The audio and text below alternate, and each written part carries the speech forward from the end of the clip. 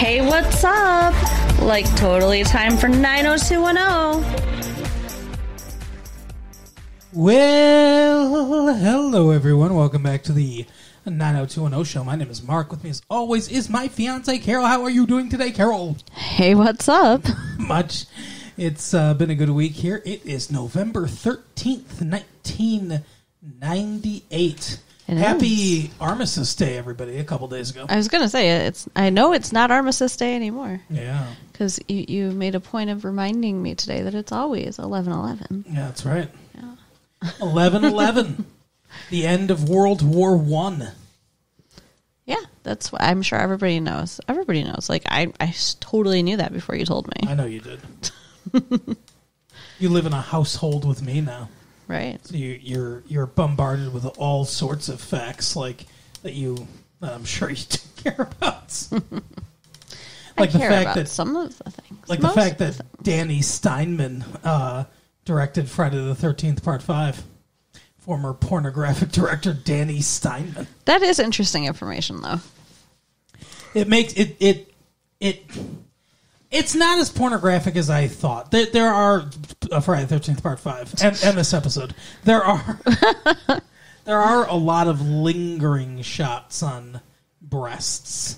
Sure. In that one, but anyway, speaking of breasts, this episode of 90210. Yeah. Wow. Cupid's Arrow. What an episode. This one's hard to talk about because there is one serious thing to talk about that we should probably end with, I guess. Okay. And then it's surrounded by a bunch of fluff that doesn't matter at all. I mean, I guess there's one thing one other thing that happens that has long-term effects on the show going forward, but like, I guess spoilers. I don't know why are you looking at me like that? Because I just don't agree with a lot of what you're saying right now. What don't you agree with? Because you're like, oh, this one serious thing surrounded by fluff. There was one plot line that was fluffy and the rest of it was not. It's hard to talk about, hey, guess what, everyone? Let's talk about a rape in this episode. And then transition from that to, and Steve's got to juggle 3 girls. Right. Yeah. Well, I mean, I agree with you that we should save that for last. But Steve and the 3 girls, that's the important plot line here. No. 4 girls, actually. But I mean, we could also discuss Brandon and Kelly. And I said that was the other storyline that has long-term ramifications. Yeah. But that's it. It's not, not a ton happens there. It just, the way it ends has long-term ramifications on the show. That's all. But not a lot happens there.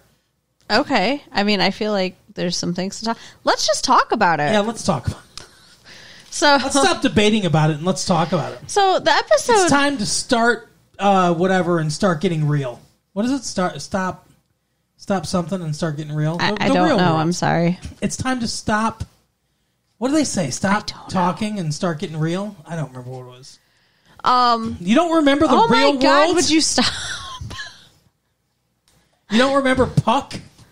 I remember watching the fucking Real World. I don't remember what they said. Can we please talk about 90210, please? Yeah, let's Thank you. It starts with... in New York. David's... We're talking about the Real World, right? I'm going to kill you. I'm literally just going to... You guys are going to hear some things and then the show will not be anymore. Then it's just over. Yeah. We're so close to catching up to 90210 in real time.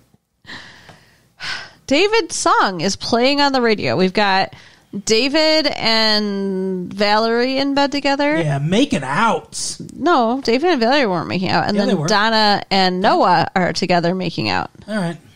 What? Oh, they're just sleeping next to each other? Is that what it is? Oh, they had sex the night before. Sure. And they're waking up in the post-sex glow. Okay. I don't think we know that Both for sure. of them were glistening. You can't deny it. Okay. Does that make you happy? I don't give a fuck. We got to make sure everybody's fucking.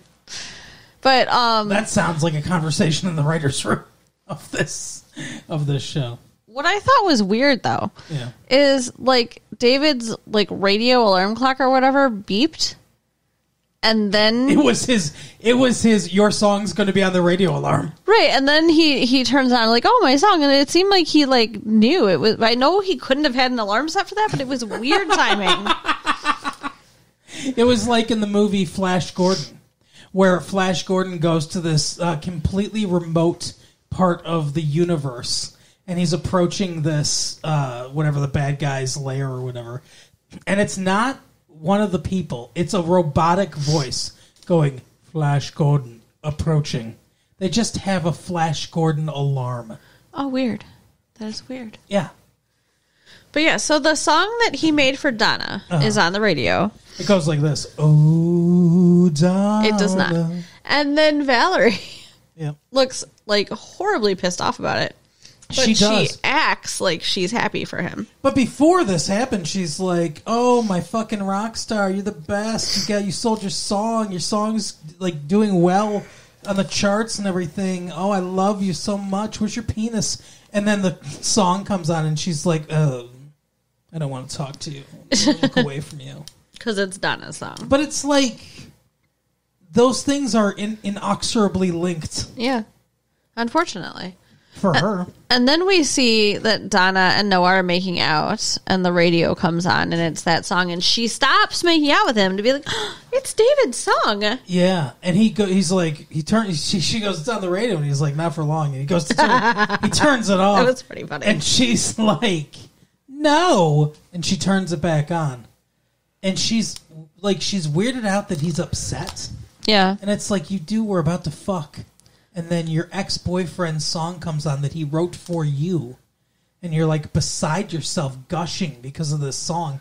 And then he hands her the phone and he's like, I know you want to call him or whatever. And she's like, yeah, you don't like that. And it's like, of course he doesn't. Yeah. You interrupted sex and now you're thinking about your ex-boyfriend. Why would he like that? Yeah, she's being kind of unfair to him, I think. Yeah. But and then she goes ahead and calls David. Like that should have been a sign that he was like, oh, I know you want to call him. She'd be like, no, I don't. Yeah. Let's get back to our time. But that is not what she did. She's very, naive and just thinks that, and I guess maybe self-absorbed would be, because she's not thinking about Noah's feelings at all. Agreed. But yeah, she calls and Valerie answers. So she hangs up right away. Right. So Valerie's like, *69, and then hands him the phone. It's for you. Now, first of all, bold to be racking up *69 charges at somebody else's house. Right. Ever get yelled at for *69 charges? Yes. But anyway, so if she knew it was Donna, which is it's presumed she knew it was Donna, why does she need to *69? You don't know that phone number? I mean, I guess to prove it was Donna, I don't know. Or maybe she doesn't have Donna's number memorized. Why would she? I don't know, but I don't know. I mean, yeah, she probably doesn't call her that much. But anyway, so they talk. Yeah. And she's like, I'm sorry if I made it hard. And he's like, no, we're post-sex glow, so it takes a long time. No. He literally says, oh, you couldn't make it any harder than it already is, or something like that.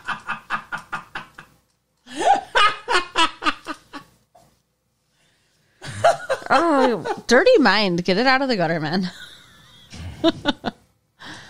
Oh, my God. And then I feel like I missed something because... Probably, you usually do. Then all of a sudden, him and Donna are shopping together? No, other things happened. Other storylines happened in between that. But no, then they were just shopping. They didn't set that up or anything. Okay. Which is weird to me. Why are they hanging out? I don't, because they're friends. This is the episode where we want to be friends. It's stupid. It's very fucking stupid. And not only do they have to be friends, but they have to be really good friends that hang out together. Right. They can't just... later in the episode, before one of the things that happens, they're talking about... Or Donna's like, hey, even though we think we're right and everything like that, and we're not doing anything wrong, we're not, having sex with each other or anything like that, maybe we shouldn't do this. Because... even if we're right, we're still hurting their feelings. And she's actually starting to get it. And it's like, yes, correct. What you're doing's wrong. Your significant others don't like this. And maybe you can be friends, but maybe you can only be the kinds of friends that hang out in groups. Maybe you shouldn't be doing one-on-one hanging out. For sure. You should as not. friends. until like much later. Yeah. Like till your relationships are more established, so you've had more time apart, something. Yeah, they're being inappropriate. And like, and they're lying. And yeah, she lied to Noah about where she is. And then David sees Valerie in the mall, and he shoves Donna behind a pillar and hides her. Yeah, and he hides himself. Yeah. And like later he's like, oh, she shouldn't, I don't even know why she was there. She should have been at the Peach Pit. And Donna's like, she's probably buying a dress. It's Valentine's Day. By the way, this is a Valentine's Day episode. Yeah, so like he's supposed to be taking her to Cirque du Soleil. Yeah, to Guy La Liberté's Cirque du Soleil. So, like, it makes sense. She would be buying a dress for their date. Exactly. It's a full body high. A circus. What? The circus. It's a full body high. It's amazing. You've lost me, dear. Okay. Anyway, so they're both lying to their significant others. Which is a really bad sign. Yeah, it's not a good sign. It's bad for your relationship. So that's going on. Mm-hmm. They're getting ready for the evening. Brandon and Steve are lamenting over at the newspaper about how they're going to be alone for Valentine's Day and how much Valentine's Day sucks. With their vaguely Asian coworker? She's probably like half Asian. Yeah, she's something. She is something. She's pretty. Yeah. But you can tell she's not 100% of something. Yeah. So she's like, oh, I can set you up. Mm-hmm. Only one of you, though. I have one friend. Yeah. It's kind of weird. So they rock, paper, scissors for it. And so she sets Steve up with her friend, right? No. She sets Brandon up with her friend. Correct. Okay. And then Steve, how does he end up with a date? Brandon throws rock and Steve throws scissors. And as we all know, rock crushes scissors. That is true. Therefore, Brandon wins the woman who is a prize for him. Exactly. Although not a prize he really wants, apparently. Oh, no, I guess he doesn't. He should, though. He should. Steve gets a date because Donna hooks him up with a model. I know a model that's... She goes, hey, I've got a model I can set you up with. And I'm thinking, like, yeah, she's 10. Because she's doing that child's play clothes stuff or whatever. That would be gross. But no, she's a full-grown woman that wants to talk about her ex-boyfriend on a first date. Yeah, that's not a good idea. So Steve shows up at the Peach Pit. Yes, he does. And Brandon's date is there waiting for Brandon. And Nat has also set Steve up with a woman unbeknownst to him. Yeah. He's like, hey, I got a girl for you. I knew you needed a date. Somebody else came in, they needed a date. Somebody I know, and I set you up with them. And he's like, oh, I fucking have a date. Yeah. So Steve's got two women at the bar, and then this woman's waiting for Brandon, and she's gorgeous. She is very pretty. Brandon, instead of going on his fucking date, starts blowing up Kelly's answering machine. Earlier in the day, he went and stalked her at work. Yeah. Like, he's really got to stop showing up. That's fucked up. Showing up at the medical clinic like that. Apparently it works. I guess. But like, all you stalkers out there, just keep persisting. That's what 90210 says. Right. Like, there's some flower. She got some gift. Destroy part of it and just hand it to her as like a token of your esteem or whatever. It will be significant to her later in the episode. I mean, her life. Goodness. So it's flowers. Yeah. And he pulls out a daisy and he's doing the love me not. He's not saying it to himself. But yeah, he's not saying it out loud, but you know that's what he's doing is he's pulling out the things. And he's talking about like seeing the light at the end of the tunnel or whatever, and he's like, you know, the thing about the light though is like it never comes, and it's like, oh, you know, maybe I should wait this out. Maybe change it. No, maybe she loves me. And he like holds up the flower and there's one little petal left for her to pull out and say, I love him. And he just sets it down and walks away. Yeah. In the meantime, Kelly has a date with the doctor. So, who says to her, hey, let's get a hotel room. Yeah, and she agrees to this. So you can be as loud as you want. It's weird to me when she lives with Donna. And presumably he has a house. You would assume he has somewhere to live. I mean, he Yeah. is a student. Okay, but he's living somewhere, right? Like, does he Yeah. have a bunch of roommates? Does Maybe he live with lives his in a parents? dorm. Does he live with his mom? Maybe. Does he live with his wife? Well, let's hope not. Ooh, well, it doesn't matter anymore. But yeah, so they're going to a hotel after their date. That seemed weird to me that she even said yes. It seems like, I mean, it's been a month. I guess it's long enough, but She's horny. I guess so. Probably. But the whole time, Actually, I think her being horny would explain a lot of her actions in this episode. this whole time though, Brandon's supposed to be going on his date, and instead he's just calling her answering machine. So she's not home Yeah. because she's out and she's not coming home. He's reenacting the scene from You're So Money and You Don't Even Know It. What the fuck was that movie called? I don't know. You're so money and you don't even know it. How are you going to kill the... You're asking how you're going to kill the rabbit. And you're this bear with these claws. With these claws. You're asking how you're going to kill the rabbit. What are you talking about? That movie. I don't know this movie. The movie with John Favreau and that other tall, lanky guy. What's his name? Vincent DeVaughn. I have no idea. No idea what you're talking They're about. in Los Angeles. They're aspiring actors. Heather Graham was in it.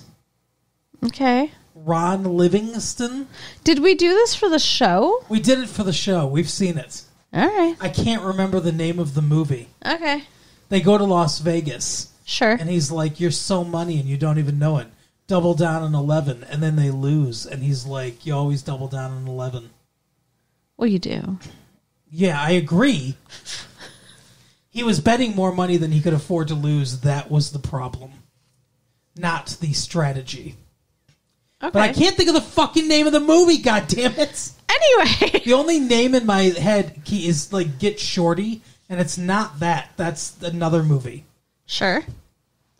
I'm sorry. I wish I could help you. I can't even remember that this movie exists, let alone what its name is. How can you not remember this movie? I don't know. It was pretty easy. It was a good... You're like, I excel at forgetting things. I do. Oh my God. Okay, just talk. I have to think for a second. I'm trying to talk, and then we're talking about John Favreau. 90210. Fuck. So Brandon's calling. Yeah, you said he's happens. reenacting the scene. Yeah, he's reenacting the scene from that movie where he calls his ex, and he's like, no, he calls the girl. He just got a phone number, and he calls her, and he's like, hey, you know, I'm calling you or whatever, and like, he's like, oh, it's not you, it's me. Like, he goes through the entire gamut of a relationship on like leaving multiple messages, and then at the end, she picks up, and he's like, oh, you're there. Did you just get in, or have you been listening the whole time? And she's like, never call me again. And before that, the answering machine's talking to him. It's some like surreal moment where the answering machine's like, there are plenty of fish in the sea. He's like, no, I know. Because he's like looking for a message from his ex. And he goes to pick up the phone. He's like, are you calling her? And he's like, no, stop, you know. I feel like maybe I remember it now. It's like a hangout movie, like a California hangout movie. 100% a hangout movie. And they go to like clubs. Yes, they do. They go to clubs. They're driving around. I remember the movie. There's now. a lot of driving, yes. Yeah. I can't remember the name of it either. I'm but glad at least you I remember know what the you're movie. talking about. At least that's a victory in my mind that I got you to remember the movie. Congratulations. But in 90210 world, Yes. so he's talking about like all the like reasons they should Small things. be together, and like how he feels about the fact that she's not there, and obviously she's moving on, and like just message after message, and he finally ends with, "Okay, so I'm gonna let you go now. I'm gonna say goodbye to you." It's honestly comical for most of it. They're doing the montage cutting, you know, where they're like where it's like just cutting back and forth. It's comedy editing for sure. Yeah. But she's with the doctor. They're having a great date. They're kissing, and he says that he got a job offer in San Francisco. Yeah. And she's like, "You're moving?" And he says, "Not if you don't want me to." You know, I didn't even think about that. What the fuck's going to happen with that? Well, he's going to leave. Her and Brandon are getting together, an easy exit. Bye-bye, Doc. Oh, yeah, I guess that's true. Like, it just ties up with a little bow there. Yeah, you're right. So instead of her being selfish and keeping him around while she, pines over Brandon, at least she let him go right away. Yeah. Because that would be some shit. I agree. But there's daisies in the hotel room, which reminds her of her conversation with Brandon. So even though she's hot and heavy making out with him, yep, she sees the daisies and she's like, I can't do this. So if Brandon hadn't acted like a psycho stalker and gone to her work earlier that day, her and the doctor would totally have fucked. 100%. Her and the doctor would have fucked, and maybe she would have regretted it later, but her and Brandon wouldn't be together. Yeah. Yeah. But instead, she does not fuck the doctor. No. She's like, I can't do this. What if he got her roses? He would Right. he would have been deep in Kelly country. Exactly. She goes home and listens to all of Brandon's messages and then shows up at the door in the morning. And she's like, I loved every minute of it, except for the last part. When you said goodbye. Did you mean it? And he's like, yeah. And she's like, she goes to turn away and he's like, wait a second, unless something's changed. Like, are you a fucking idiot? Right? Like, what the fuck, Brandon? Unless something's changed. You got to tell me. So then she's like, it changed. And they kiss and she's like, I love you. Yeah, they're back together. Yeah. I'm kind of not loving that. Like, I kind of thought they'd stay apart at least longer and maybe not get back together at all. But one thing that upsets me, or I don't know if it upsets the right word, but one thing I guess is kind of disappointing about not watching this live with all the rest of you, if you're following 90210 live, is that we insulate ourselves from the chatter. right. The people talking about it and everything. So I would love to know how everyone else is taking this.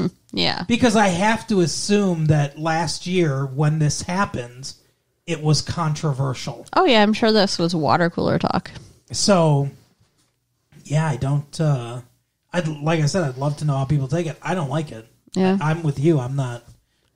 Swingers! That was it. Yep. Swingers is Good the job. name of the movie. I know you were all screaming at the tapes. We got it, everyone. So that's why Brandon doesn't show up for his date, though, because he never stops calling Kelly.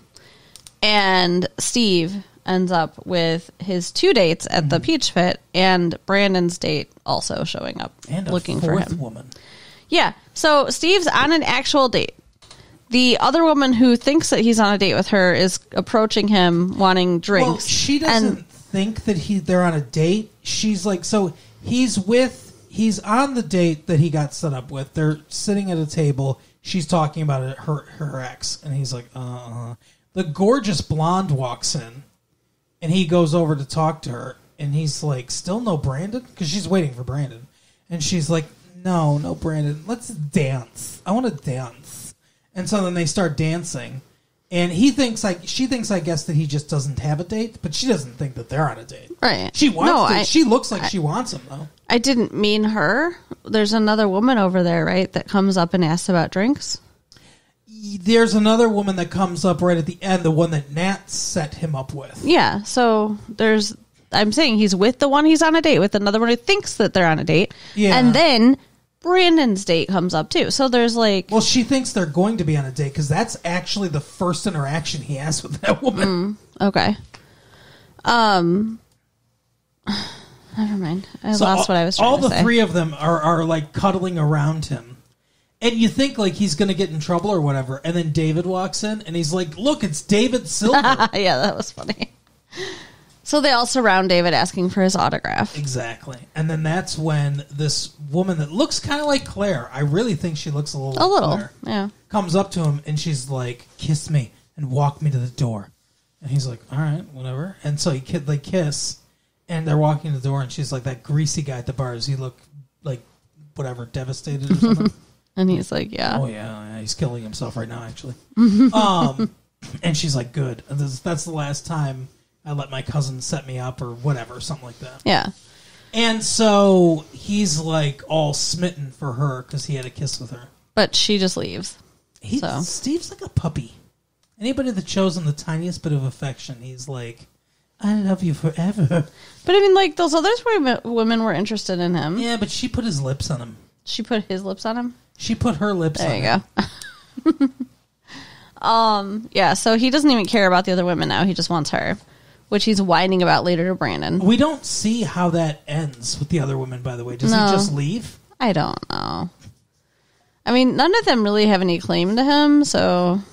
Yeah, I mean, I guess the one that he was talking with, like, actually having a conversation with probably is the most claim. Sure. The blonde is just like, for all she knows, she just got stood up. Yeah.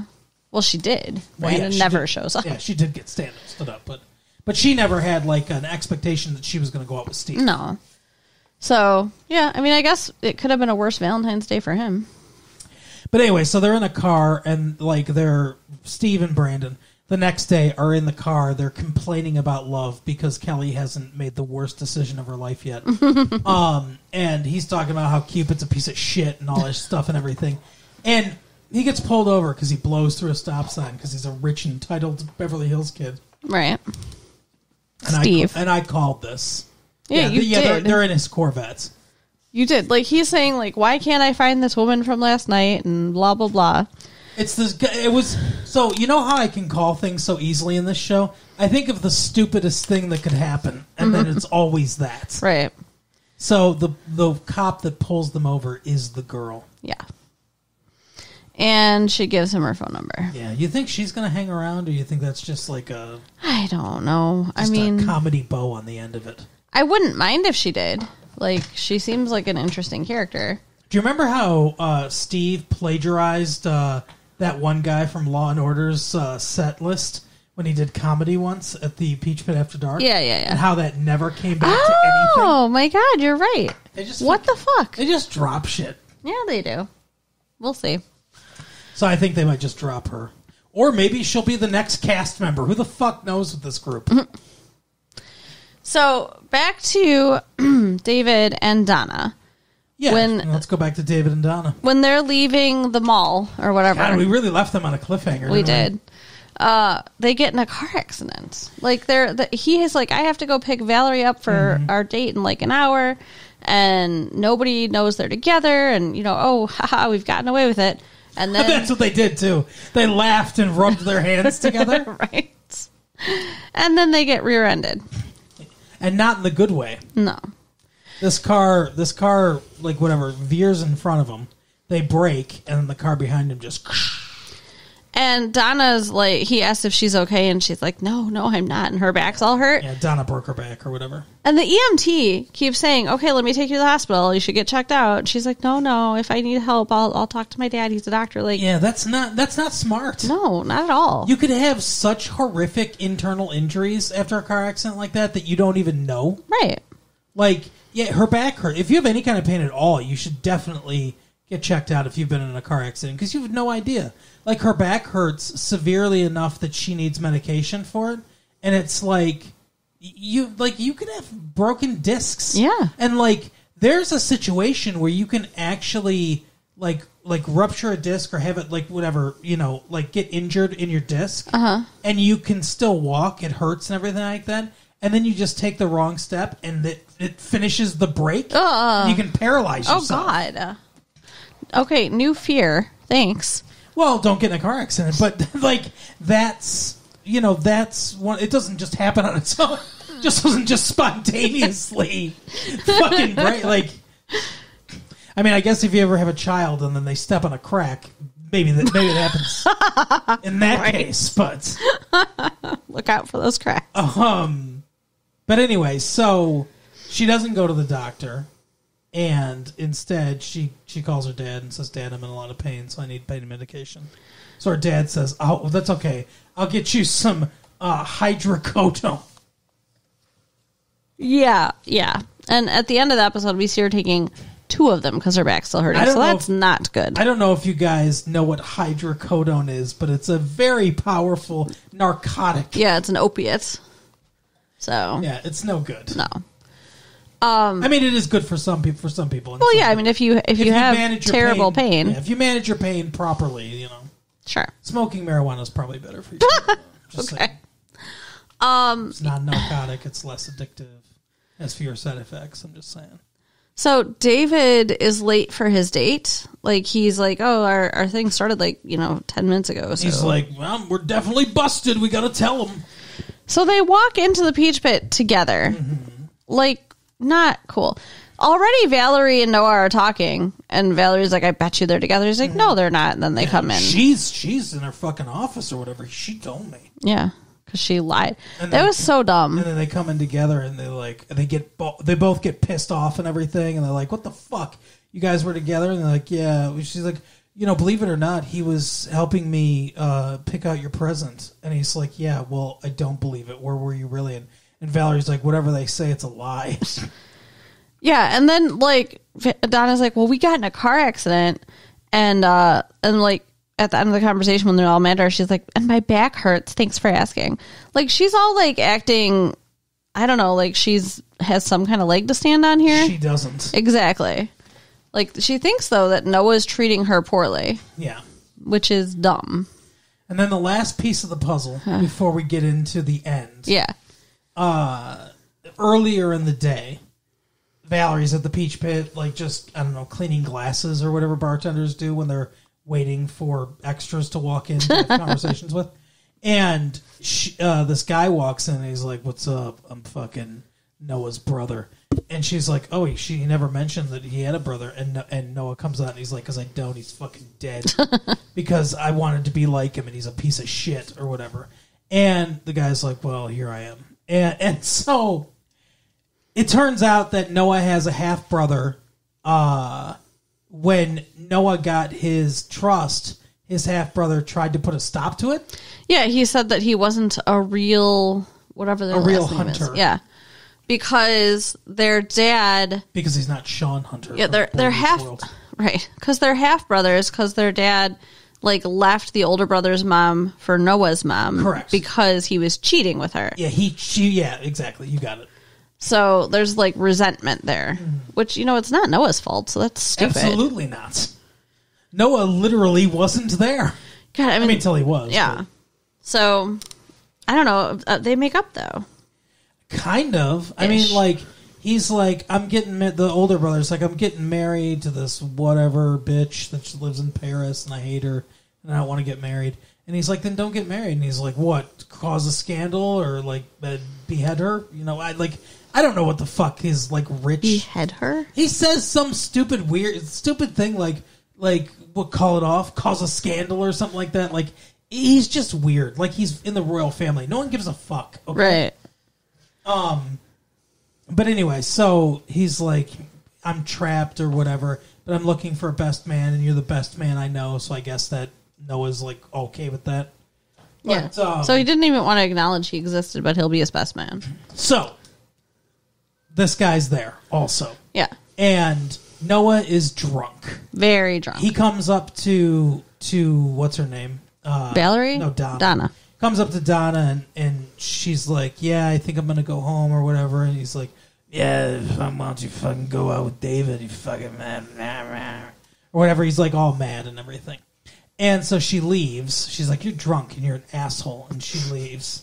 And meanwhile, his brother or half-brother is at the bar with Valerie, who's complaining about David, and David has left. David went to take Donna home because he doesn't think she should be driving because of her back.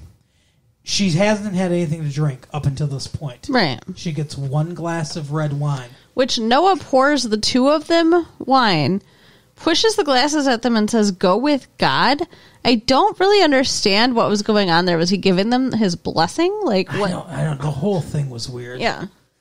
But Scumbag, the half-brother, pushes her purse on the floor, and she's like, oh, I'll get it.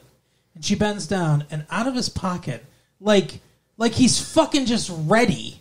He is. It's that's the weirdest thing of all. It's like fucking rapist at the ready. He's just got a pill ready to go, dips it in there, stirs it real quick into her drink. She drinks it, and it's a roofie. She gets fucking... She's loopy and drugged and everything. She's like, ugh. Yeah, by the end of the evening, when, like, the bar is closed, it's 2 a.m., Noah is wasted. Yeah.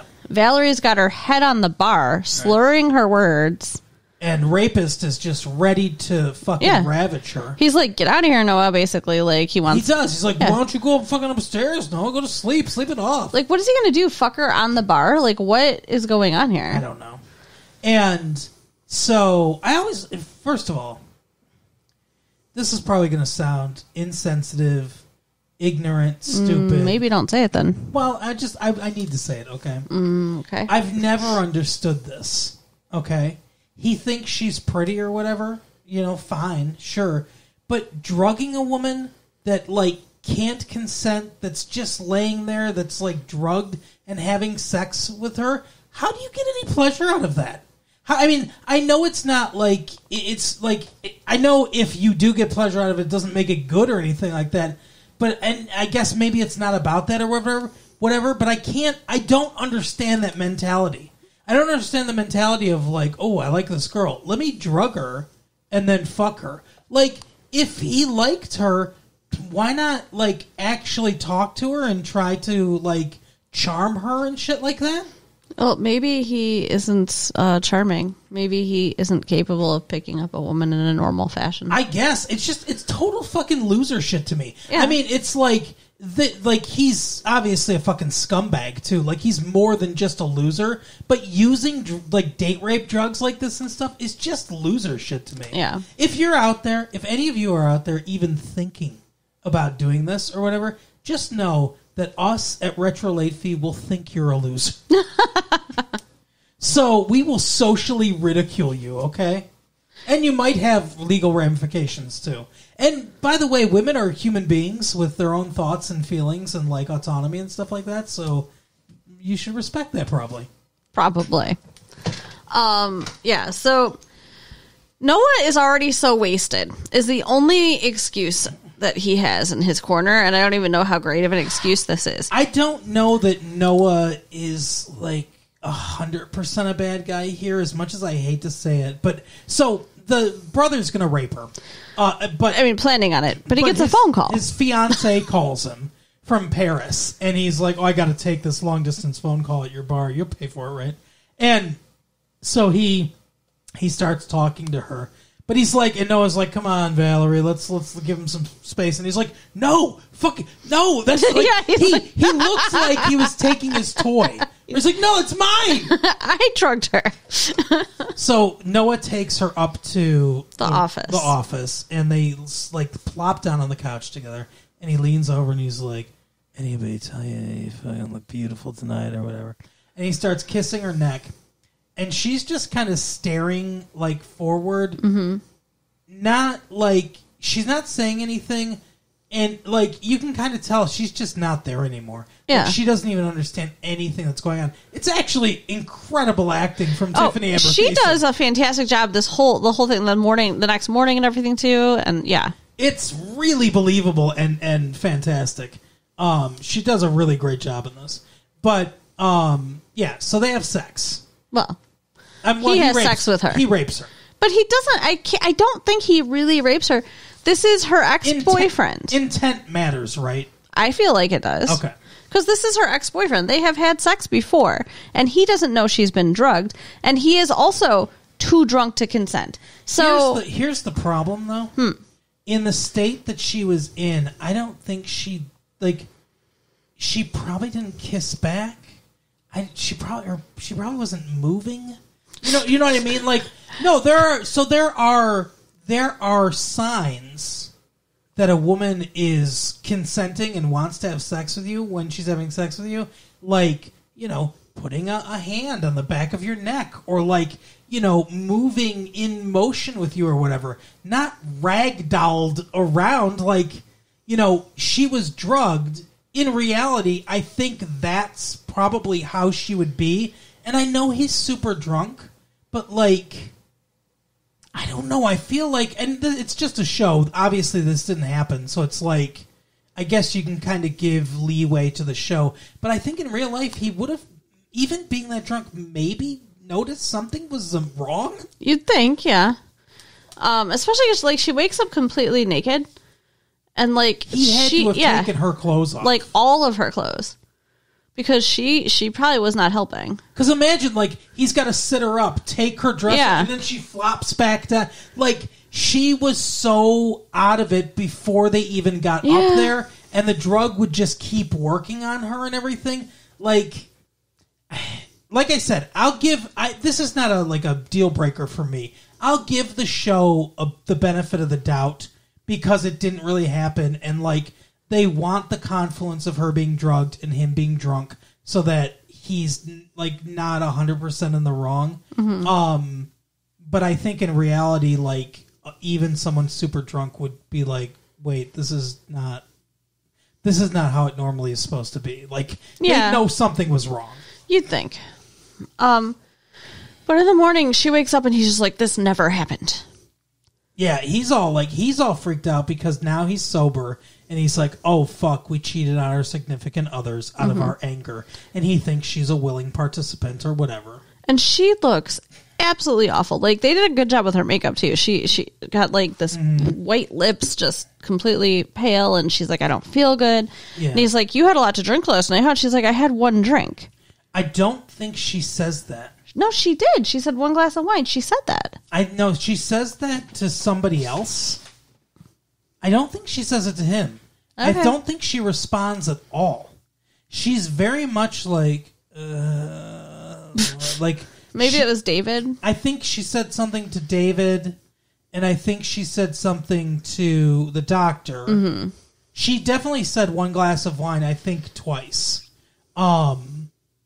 But I really feel like I was expecting her to say it, and I don't think she did. I don't think she answered at all. Okay. But yeah, she's again, this really great acting. She's sitting there like you can see her trying to figure out what the fuck is going on. Yeah. Yeah, because probably the last thing she remembers is sitting at the bar talking to his brother. Exactly. And then cut to it's morning and you're being yelled at that this never happened and you feel like you want to die. And you're naked. Yeah. Like, well. So David comes over. Yeah, David runs into Noah on his way out of the office. Mm-hmm. And so David sees Noah leaving. I mean, this is all going to be important later. David sees Noah leaving the office where Valerie is. Yeah. And I thought he'd walk in and catch her still naked, but she'd gotten her clothes back on. But Noah's like, "Oh yeah, she slept it off. She drank and slept it off here." Yeah. And like, yeah, because that's when David's like, you had a lot to drink last night? And she goes, 1 glass of red wine. Yeah. Or 1 glass of wine. And he's like, "Oh." And like, and anyway, so he said she felt cold. Yeah, he's like, "Oh, this is not good. You don't look good." And so he takes her to the doctor. Mm-hmm. And the doctor is talking to her, and the doctor's like, "Did you drink last night?" And she's like, "Yeah, just one." And she's like, "And you blacked out last night?" Yeah. Like, she's like, "Yeah, do you think it's food poisoning or whatever?" And she goes, "Like, who blacks out from food poisoning?" And she goes, "Let me ask you a question. Did you have sex last night?" And she goes, "What's that got to do with anything?" And she's like, "But did you?" And she's like, "Well, yeah." She's like, "Well, I woke up naked." And she's like, Do you remember consenting to sex last night?" And she goes, "No, but like I woke up naked and, like so." And she goes, "Well, it sounds like you've been drugged." Yeah, she was talking about roofies. Yeah, it's whatever it's called, Rohypnol. Mm-hmm. But she's like, "Yeah, it's the date rape drug, and it sounds like someone gave you one." And she's like, "What? But Noah would never." And she's like, "I know this guy." She's like, "Yeah, that's why they call it date rape." And so she's like, "So what we can do is we can blood test you to see if you have it in your system, and we can do a rape kit, which is, I mean, I don't know. I don't have a vagina. I've never been raped that I know of, and I've never gone through a like any kind of thing like that. It sounds bad. When someone says rape kit, it sounds bad. Now, she describes it as, it just means while we're examining you, we'll be taking evidence, to forensically. Because if you want to press charges, it's important to be thorough and everything. So maybe it's not, the way she was describing it, I thought maybe it's not as bad as I've always thought. I don't know, though. Yeah, I don't know. I've never had a rape kit either. It sounds pretty invasive, and I think the reason that it's not, great is more like, going through that kind of an examination after the trauma of being raped, and because I assume, and you would know this then, I assume that most of the time you get a pelvic like an examination at the gynecologist, it feels kind of invasive anyway. Yeah, right? It's already uncomfortable. Yeah, even in the most normal of right. circumstances. Yeah. So yeah, I can see that would be, and maybe they need to do extra things too to collect evidence and stuff. I don't know. Probably more swabs. But anyway, I feel really bad for her character. Yeah. Because her character's already been the victim of sexual abuse, and now she's been raped. Whether or not Noah raped her, she's been raped, I think. Like, whether or not because he didn't knowingly do it, according to the show anyway. Like, he didn't knowingly do it where he knew she couldn't consent or whatever. But she didn't consent. Yeah, I mean, that's true. But either way, I think you could, like, his guilt or innocence can be argued. Either way, she was raped, though. Yeah. I mean, she was given the date rape drug, and she had sex without consent. So, yeah. So she was victimized. Yes. Either way. Both by his brother and himself. Yeah. Really. So, anyway, the episode ends, like, he's at the boathouse, and Donna's at the boathouse with him, Noah. His brother also comes in. And then fucking David and Valerie just storm down there, and David's like, I'm gonna fucking kill you. Yeah, they're holding him back. And the brother's holding him back, and he's like, what are you talking about? Like, no, or something like that. And Valerie's like, is that what I said when you raped me? And, and he's like, what the fuck are you talking about? And that's where we end. We this was a bad idea, the way they filmed this. They cut from Donna's face after she says rape. Mm. They cut from Noah's face to Donna's face, and it's like, yes, reactions, to her face, stern, and then to the brother's face. And the brother looks like he has this comic expression on his face, like, oh, yeah, yeesh, oops. And it's it made us laugh out loud. It looks so stupid. Yeah, it takes this serious moment, and it's like.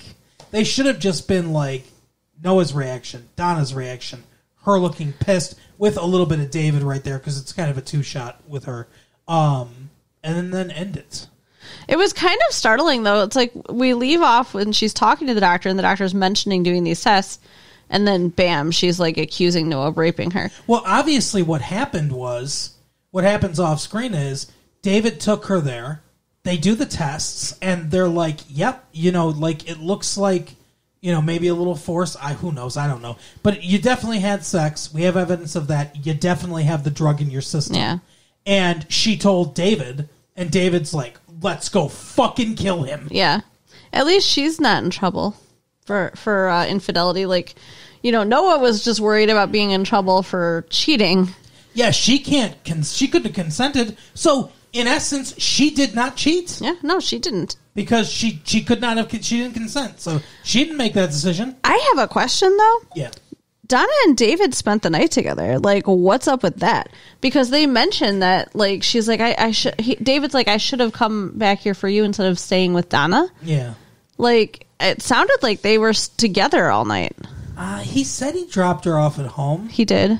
Yeah, so that's what he said to Noah. So I think, he stayed with her for a little while to make sure she was okay, maybe got her drugs with her or whatever, and then dropped her off at home. Yeah, okay. All right, so I guess nothing fishy happened there. I don't think so, no. They already kissed before, though, which is brought up several times in this episode.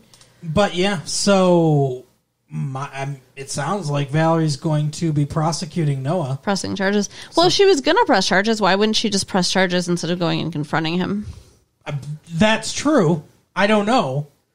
It seems like that's how that would normally go. Women don't usually run up and angrily accuse their rapists in front of a crowd of people. That's not how this is handled in general. It's going to be interesting, though. We'll see what happens. Yes. Yep.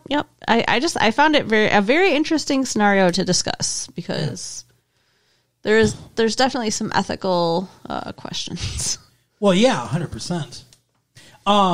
If we take it at face value of, instead of the scenario that we described, if we take it at face value of he didn't know, and it's like that it's plausible he didn't know, that there was no indications. He was very drunk, so he, there are lots of things he would overlook or whatever. So if you take that at face value, then yes, it's morally it's an interesting situation, I suppose. Like I said, no matter what you decide about Noah, she was raped. Yeah.